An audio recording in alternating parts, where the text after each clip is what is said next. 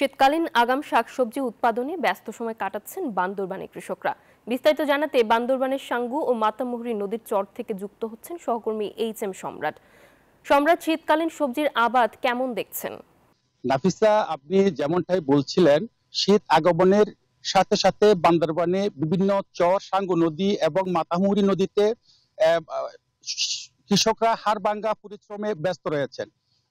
আপনি যেমনটাই বলছিলেন, সাঙ্গু এবং মাতামুহুরীর বিভিন্ন চরাঞ্চলে ইতিমধ্যে আবাদ হয়েছে ফুলকপি, টমেটো, আপনার বেগুন, ভেন্ডি বা বরবটি সহ বিভিন্ন শাকসবজি। আমি যদি আপনাকে একটু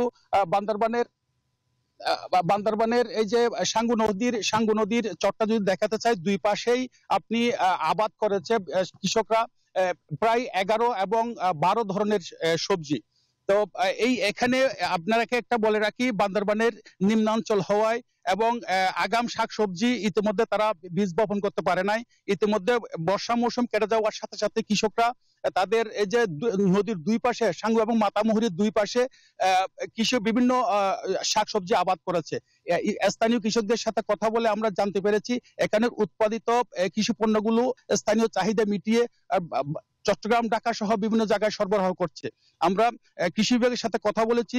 চলতি মৌসুমে বান্দরবানের সাঙ্গু এবং মাতামুহুরী নদীর চরে প্রায় 400 হেক্টর জমিতে চাষাবাদ হয়েছে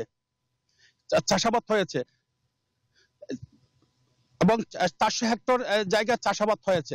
তো স্থানীয় কৃষকরা বলেছেন এই বছর তাদের উৎপাদনও ভালো হবে এবং তাদের চাষাবাদও ভালো হয়েছে। এই ছিল বান্দরবান সাঙ্গু নদীর চর থেকে আমার সর্বশেষ সংবাদ। নাফিজা।